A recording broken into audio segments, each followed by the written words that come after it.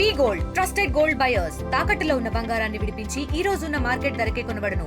మరిన్ని వివరాలకు సంప్రదించండి 7771077720. శాసన మండలిలో ప్రశ్నోత్తరాల సమయంలో క్వశ్చన్ అవర్లో ఒక రాష్ట్ర అప్పుల మీద 2014 నుంచి 2019, 2019 నుంచి 2024, 2024 నుంచి ఇప్పటి వరకు అప్పుల మీద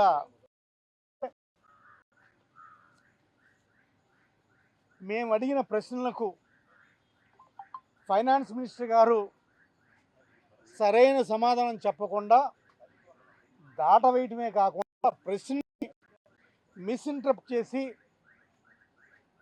ఏ విధంగా దానికి 2-3 ఉదాహరణలు చెప్తాం. 2019 నుంచి 14 వరకు గత వైఎస్ఆర్ కాంగ్రెస్ పార్టీ ప్రభుత్వం చేసిన అప్పులు ఎంత అని క్వశ్చన్ అవర్లో క్వశ్చన్ అడిగినప్పుడు వీరు చెప్పిన సమాధానం, అసెంబ్లీలో నిన్న ఇచ్చిన సమాధానం సుమారు 3,72,00,000 కోట్లు అని చెప్పారు. ఇదే కూటమి ప్రభుత్వం, ఇదే కూటమి నాయకులు 10 లక్షల కోట్లు, 12 లక్షల కోట్లు, 14 లక్షల కోట్లు అని చంద్రబాబు నాయుడు కావచ్చు, లోకేష్ కావచ్చు, లేక పవన్ కళ్యాణ్ కావచ్చు, పురంధేశ్వరి కావచ్చు, ఆఖరికి గవర్నర్తో సహా మొదటి బడ్జెట్ ప్రసంగంలో గవర్నర్ స్పీచ్లో గవర్నర్ చేత కూడా అబద్ధాలు ఆడించారు. అబద్ధం ఆడించడమే కాకుండా నిన్న శాసనసభలో ఇచ్చిన సమాధానం కూడా తప్పు. కేవలం ఈ 5 నెలల్లో 35,000 కోట్ల రూపాయలు అప్పు చేశామని చెప్పి సాక్షాత్తు శాసనసభ సాక్షిగా మళ్ళీ అబద్ధం చెప్తున్నారు. మండల్లో కూడా అబద్ధం చెప్తున్నారు. కేవలం 35,000 కోట్లు మాత్రమే అప్పు చేశామని. కానీ నిన్న ఈ సెప్టెంబర్ మాసానికి క్యాగ్ ఇచ్చిన రిపోర్టు ప్రకారం 67,000 కోట్ల రూపాయలని ఈ రాష్ట్ర ప్రభుత్వం అప్పు చేసింది. మరి 35,000 కోట్ల రూపాయలు ఎక్కడ, 67,000 కోట్ల రూపాయలు ఎక్కడ? ఎవరు అబద్ధం చెప్తున్నారు? ఈ రాష్ట్ర అబద్ధం లేకపోతే క్యాగ్ అనేది కాన్స్టిట్యూషనల్ బాడీ, కేంద్ర ప్రభుత్వం ఆధీనంలో ఉండే బాడీ, అది అబద్ధం చెప్తుందా? 35,000 కోట్లు ఎక్కడ, 67,000 కోట్లు ఎక్కడ?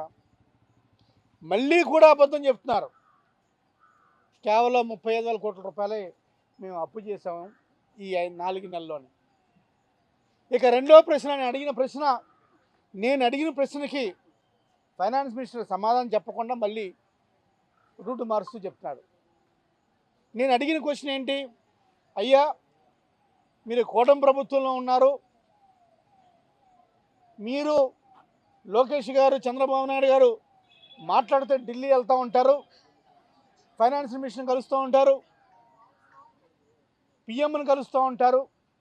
మరి ఇన్నిసార్లు కలుస్తున్నారు కదా, ఈ జిఎస్టీ 2.0 రాటిఫికేషన్లో భాగంగా మన రాష్ట్రం సుమారు 8,000 కోట్ల రూపాయలని ఆదాయాన్ని కోల్పోతుంది కదా, ఈ 8,000 రూపాయల ఆదాయాన్ని మాఫీ చేయండి, మాకు ఇవ్వండి అని ఒక్క మాట నువ్వు ఎందుకు అడగట్లేదని చెప్పి ఫైనాన్స్ మినిస్టర్ గారిని అడిగిన క్వశ్చన్.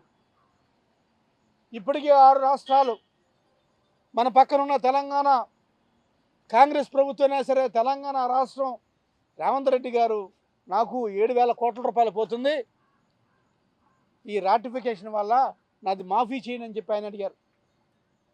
కర్ణాటక అడిగారు.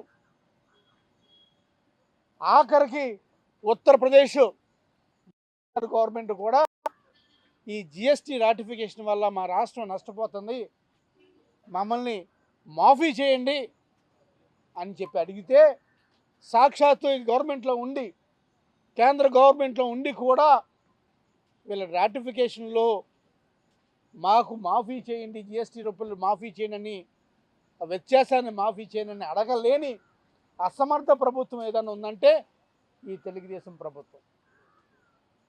ఇక మూడో క్వశ్చన్ అడిగింది, మరి క్యాగ్ రిపోర్ట్ ప్రకారం సెప్టెంబర్ 2025 క్యాగ్ రిపోర్ట్ ప్రకారం మీరు ఏదైతే యాన్యువల్ బడ్జెట్లో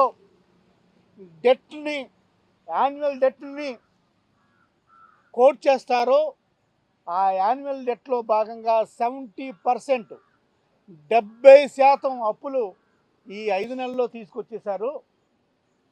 ఇంకా 7 నెలల సమయం ఉంది. 70% అప్పులు ఇప్పుడు తీసుకొస్తే అందులో 17% ఓన్లీ క్యాపిటల్ ఎక్స్పెండిచర్కే ఖర్చు పెట్టారు. శాతం దేనికి వాడారు 83% డెట్ అని? లోన్స్కి వాడారా? లోన్స్ మీద ఇంట్రెస్ట్కి వాడారా? ఆ సంగతి ఏంటో చెప్పండి అయ్యా అని చెప్పి ఫైనాన్స్ మినిస్టర్ గారిని అడగడం జరిగింది. ఇక నాలుగో ప్రశ్న ఆయన అడగడం, మరి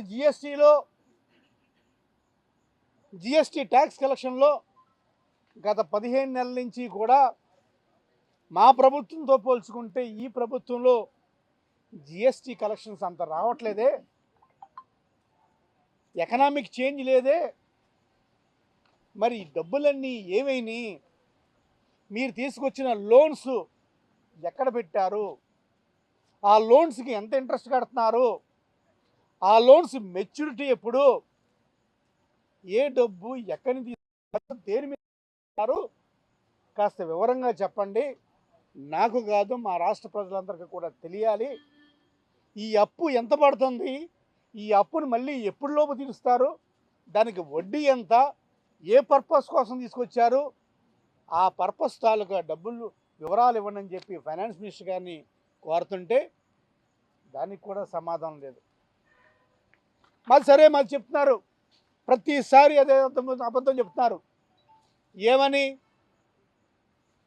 గత ప్రభుత్వం ఆర్థిక విధ్వంసానికి గురి చేసింది, గత ప్రభుత్వం అస్సలు ఆర్థికంగా అనగదొక్కేసిందని ఇప్పటికదే మాట చెప్తారు. అసలు చేస్తుంది మీరు స్వామి, చేసేదే మీరు. ఒక్కసారి గత ప్రభుత్వం ఏం చేసిందనేది పెర్ క్యాపిటల్ ఇన్కమ్ చూసినా, లేకపోతే కాంపౌండ్ యాన్యువల్ గ్రోత్ రేట్ చూసినా, లేకపోతే ఏది చూసినా సరే మేము ఫస్ట్గానే ఉన్నాం.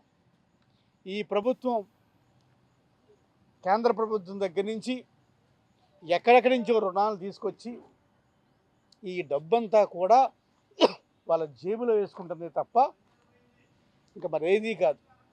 మరి ఈ ప్రభుత్వాన్ని నేను అడుగుతున్నాను, మా ప్రభుత్వంలో ఉన్నప్పుడు జిఎస్టీ ద్వారా బోలంత ట్యాక్స్ కలెక్షన్ వచ్చేది. మేము తీసుకొచ్చిన డబ్బులు, జిఎస్టీ ద్వారా వచ్చిన డబ్బులు మళ్ళీ ప్రజలకే వివిధ స్కీమ్స్ ద్వారా మేము ఖర్చు పెట్టేవాళ్ళం. ఆ డబ్బులు మళ్ళీ మార్కెట్లో ఖర్చు వచ్చాయి, దానికి జిఎస్టీ ట్యాక్స్ ఉండేది, తద్వారా ప్రభుత్వానికి డబ్బులు వచ్చాయి. మరి ఈరోజు మీరు ఇన్ని వేల కోట్ల రూపాయలు, లక్షల కోట్ల రూపాయలు తెస్తున్నారు కదా, ఈ తెస్తున్న డబ్బుకి ట్యాక్స్ రావట్లేదు. ఈ డబ్బు ఎక్కడ మురగబెడుతున్నారు, ఎవరు జేబులో పెడుతున్నారని చెప్పి ఫైనాన్స్ మినిస్టర్ గారిని అడగడం, తద్వారా ఆయన తప్పించుకునే ద్వారం చేయడం జరిగింది. ఇది ఈరోజు రాష్ట్రంలో అప్పుల గురించి మేము అడిగిన ప్రశ్నలకు ఫైనాన్స్ మినిస్టర్ సమాధానం లేక, సమాధానం చెప్పక మాట్లాడుతున్న తీరు. ఏమంటారు? ఆ సభలో జరిగిన దానికి ఈ మండలిలో ప్రశ్నించకూడదు అంటారు. ఆ సభలో ఇచ్చింది నువ్వు అధికారంగా ఇచ్చిన లిస్టే కదా, అధికారంగా నువ్వు ఇచ్చిన అప్పు వివరాలే కదా, మరి ఈ సభలో ఎందుకు ప్రస్తావించకూడదు? అక్కడ తప్పు చేసావు, ఇక్కడ కూడా అదే తప్పు చేస్తావు. సమాధానం కూడా లేదు. ఇది ఈ రాష్ట్రంలో తెలుగుదేశం పార్టీ అప్పుల గురించి చేస్తున్న అబద్ధాల పుట్ట. వాస్తవ వివరాలు మీ అందరికీ కూడా తెలియజేయడం జరిగింది. శాసన మండలిలో ఫైనాన్స్ మినిస్టర్ గారు శాసన మండలి ద్వారా రాష్ట్ర ప్రజానీకాన్ని తప్పుదోవ పట్టించే విధంగా సమాధానాలు చెప్పడం జరిగింది. మేము అడిగినటువంటి ప్రశ్నలకి సూటిగా సమాధానం చెప్పలేక దాటవేసే ధోరణిని ఫైనాన్స్ మినిస్టర్ గారు అవలంబించడం చాలా చాలా దురదృష్టకరమైనటువంటి అంశం. కూటమి సర్కార్ ఎన్నికల్లో చాలా స్పష్టంగా సంపద సృష్టించి జగన్మోహన్ రెడ్డి గారు ఇస్తున్నటువంటి సంక్షేమ పథకాలకి మిన్నగా సంక్షేమ పథకాలు ఇస్తాం, అభివృద్ధి కార్యక్రమాలు చేస్తామని రాష్ట్రంలో మారుమూల ప్రాంతాలు కూడా తిరిగి రాష్ట్ర ప్రజానీకానికి సాధ్యం కాని అమలు కాని హామీలు ఇచ్చి ప్రభుత్వం అధికారంలోకి వచ్చింది. కానీ ఎక్కడ ఈ ప్రభుత్వం సంపద సృష్టించింది? సంపద సృష్టించకపోగా అప్పులు విపరీతంగా చేసి రాష్ట్ర ఖజానాని సంక్షోభంలో తీసుకువెళ్లే పరిస్థితి ఇవాళ రాష్ట్ర ప్రభుత్వానికి వచ్చింది. ఈ 15 నెలల్లో భారతదేశంలో ఏ రాష్ట్రంలో కూడా చేయని విధంగా, బహుశా స్వతంత్రం ఇచ్చిన తర్వాత ఇంత పెద్ద స్థాయిలో ఏ రాష్ట్ర ప్రభుత్వం 15 నెలల కాలంలో 2,09,085 కోట్ల రూపాయలు అప్పు చేయడం అనేది సిగ్గుచేటని కూడా ఈ సందర్భంగా మీకు మనవి చేస్తున్నాను. ఇంత పెద్ద స్థాయిలో ఏ రాష్ట్ర ప్రభుత్వం కూడా అప్పులు చేయలే. దీన్ని బట్టి చూస్తే సగటున నెలకి 13,399 కోట్లు 9 కోట్లు నెలకి అప్పు చేస్తుంది. రోజుకి 449 కోట్ల అప్పు. అలాగే గంటకి 18,73,00,000 రూపాయలు అప్పు చేస్తుంది. ఇక్కడ రాష్ట్ర ప్రజానీకానికి స్పష్టంగా ఒక విషయం తెలియజేయాలనుకుంటున్నాం. శాసన మండలిలో కూడా ఇది ప్రస్తావిస్తే సమాధానాన్ని చెప్పకుండా ఫైనాన్స్ మినిస్టర్ గారు దాటవేస్తే ధోరణి అవలంబించారు. 2014లో రాష్ట్రం కొత్తగా ఏర్పడినప్పుడు మన రాష్ట్రానికి వచ్చినటువంటి అప్పు 1,32,000 కోట్లు. ఆనాడు 2014 నుంచి 2019 దాకా తెలుగుదేశం పార్టీ అధికారంలో చంద్రబాబు నాయుడు గారు ముఖ్యమంత్రిగా ఉన్నప్పుడు 3,32,000 కోట్ల అప్పు చేశారు. అలాగే 2019 నుంచి 24 దాకా జగన్మోహన్ రెడ్డి గారు ముఖ్యమంత్రిగా ఉండగా 3,13 కోట్ల మాత్రమే అప్పు చేయడం జరిగింది. ఇవి రాష్ట్ర ప్రభుత్వం ఇచ్చినటువంటి పూర్తి గణాంక వివరాలు. ఇవన్నీ మర్చిపోయి ఇవాళ రాష్ట్ర ప్రభుత్వం ఫైనాన్స్ మినిస్టర్ గారు వాస్తవమైనటువంటి విషయాలు రాష్ట్ర ప్రజానీకానికి చెప్పకుండా దాటవేసే ధోరణిని అవలంబించడం అనేది చాలా చాలా దురదృష్టమైనటువంటి విషయం. లెక్కలతో కూడా కాగిచ్చినటువంటి లెక్కలు, రాష్ట్ర గణాంక వివరాలను కూడా సంపూర్ణంగా శాసన మండలి ద్వారా రాష్ట్ర ప్రజానీకానికి తెలియజేశాం. ఈ ఏడాది మార్చి వరకు రాష్ట్ర ప్రభుత్వం ఏర్పడినటువంటి 15 నెలల్లో కాగిచ్చినటువంటి గణాంకాల మేరకు అప్పు 81,597 కోట్లు. ఏప్రిల్ మే మాసాలలో 22,505 కోట్లు. జూన్లో 14,000 కోట్లు. జూలై 1వ తేదీకి 2,000 కోట్లు. జూలై 15వ తేదీకి 3,600 కోట్లు. ఆగస్టు 5వ నాటికి 5,000 కోట్లు. సెప్టెంబర్ 2వ తేదీకి 5,000 కోట్లు. మొత్తం కలిపి 1,33,720 కోట్లు బడ్జెట్ అప్పులు స్పష్టంగా చేసినట్టు గణాంకాలు వివరిస్తున్నాయి. అలాగే బడ్జెట్ ఇతర అప్పులు పౌర సరఫరాల సంస్థ ద్వారా 2,000 కోట్లు అప్పు చేశారు. మార్క్ఫెడ్ ద్వారా 7,700 కోట్లు అప్పు చేయడం జరిగింది. ఏపీ ఐఐసి ద్వారా 1,000 కోట్లు అప్పు చేశారు. ఏపీ ఎండిసి ద్వారా సంబంధం లేకపోయినా కూడా ఏపీ ఎండిసి ఆస్తులను తాకట్టు పెట్టి ప్రైవేటు వ్యక్తులకి దాదాపు 9,000 కోట్ల రూపాయలు అప్పు చేయడం జరిగింది. ఈరోజు శాసన మండలిలో నాకు తెలిసి శాసన మండలిలో ఇంతవరకు ఏ మంత్రి కూడా ఇట్లా తప్పుదోవ పట్టిస్తారనేసి ఎప్పుడు కూడా ఊహించలేదు. ముఖ్యంగా మా నాయకుడు వైఎస్ జగన్మోహన్ రెడ్డి గారు పేద విద్యార్థులకు ముఖ్యంగా విద్యకు పెద్దపీట వేసిన దాఖలాలు మీకు అందరికీ తెలిసిందే. దాంట్లో భాగమే నాడు నేడు కావచ్చు, లేదంటే అమ్మఒడి కావచ్చు. ఈ అమ్మఒడికి సంబంధించి ఈరోజు శాసన మండలిలో కొన్ని క్వశ్చన్స్ అడగడం జరిగింది. దాంట్లో ముఖ్యంగా మీరు ప్రభుత్వం వచ్చినప్పటి నుంచి ఎంతమందికి అమ్మఒడి ఇచ్చారు, దాంతోపాటు సెంట్రల్ లెక్కలు ఎన్ని, దాంట్లో మీరు ఎన్ని ఇచ్చారు, ఇంకా ఎన్ని పెండింగ్ ఉన్నాయి అనేసి. ఈరోజు గౌరవ మంత్రి గారు అంటే నారా లోకేష్ గారు విద్యాశాఖ మంత్రిగా తీసుకున్న తర్వాత మా ప్రభుత్వం అంటే మేము ప్రభుత్వంలో ఉన్నప్పుడు విద్యాశాఖకు రూపురేఖలు మార్చేసినాం. కనీసం నారా లోకేష్ గారు బాగా చదువుకున్నారు, అది కంటిన్యూ చేస్తారనే ఉద్దేశంతో మేము చాలామంది ఊహించాం. ఈరోజు మేము తెచ్చిన పథకాలు కావచ్చు, లేదంటే నాడు నేడు కింద స్కూళ్ళోడు కావచ్చు, ఎంత ధ్వంసం అయ్యాయో మీకు అందరికీ తెలిసింది. ఈ అమ్మఒడి సంబంధించి నేను క్వశ్చన్ అడిగినప్పుడు గౌరవ మంత్రి గారికి నేను ఇదే చెప్పాను.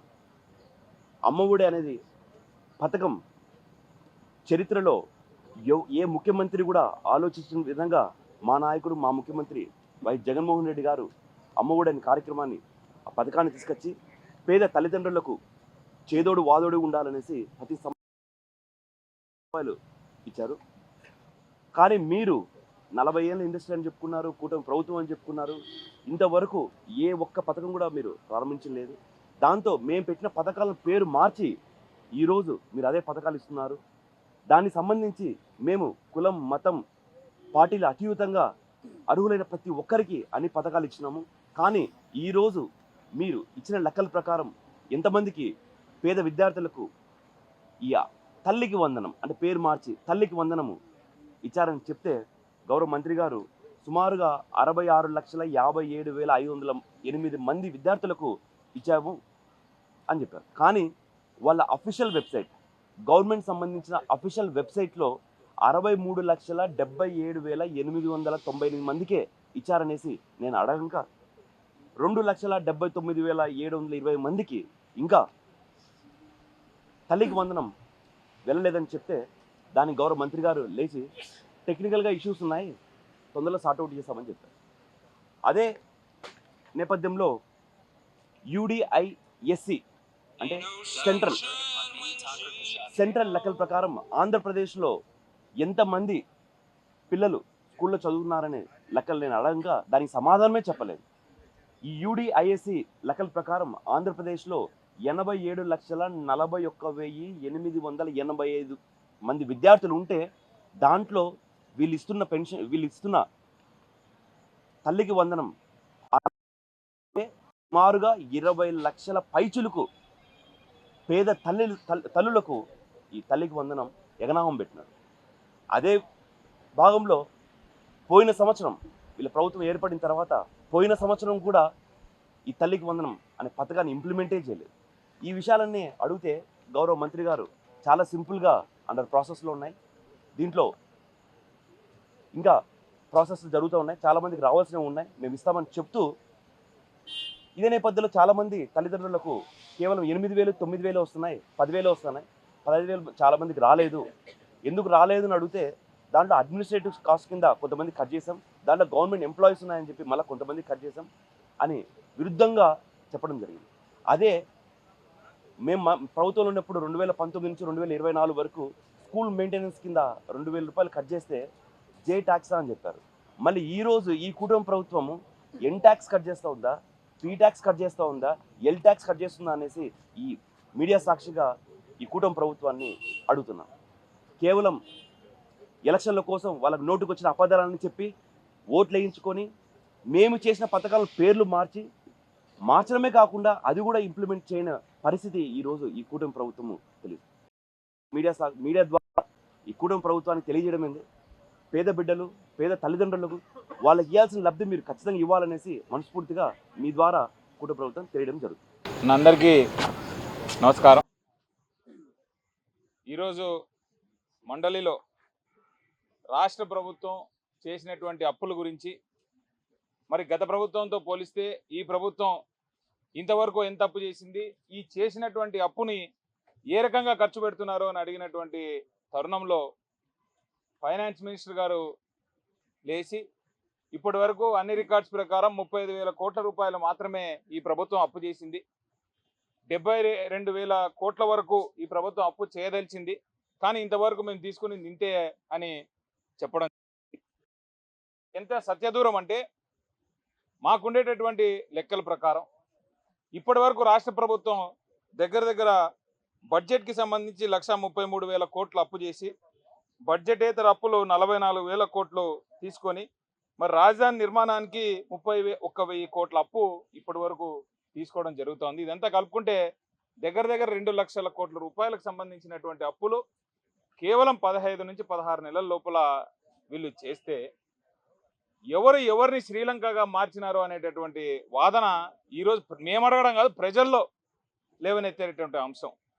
జగన్మోహన్ రెడ్డి గారు కోవిడ్ లాంటి మహమ్మారి ఉన్న సమయంలో కూడా అప్పుల్ని లిమిట్ చేస్తూ రాష్ట్ర ఆదాయాన్ని పెంచుతూ సంక్షేమ పథకాల్ని ముందంజ వేస్తూ నడిపినటువంటి తరుణంలో రాష్ట్రం దివాలా తీస్తూ ఉంది, రాష్ట్రాన్ని శ్రీలంక చేస్తూ ఉన్నారు, ప్రజలు తీవ్రమైన ఇబ్బందుల్లో ఉన్నారు అని మాట్లాడినటువంటి ఇదే ప్రభుత్వం సంపద సృష్టించడం నాకు తెలుసు, నేను ఒక మోడర్న్ విజనరీ అని మాట్లాడినటువంటి మరి ఇప్పటి ముఖ్యమంత్రి గారు ఏ రకమైనటువంటి సంపద సృష్టిస్తూ ఉన్నారు?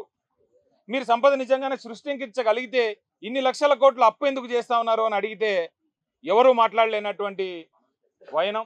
తెలుగులో న్యూస్ కి ఫాస్టెస్ట్ యాప్ ఇప్పుడు టోటల్లీ న్యూ అవతార్లో జస్ట్ 5 సెకండ్స్ లో కంప్లీట్ న్యూస్, సోషల్ మీడియాలో ట్రెండ్స్ కి one stop solution, live TV app, voice search option తో ఇప్పుడే డౌన్లోడ్ చేయండి లేదా అప్డేట్ అయిపోండి.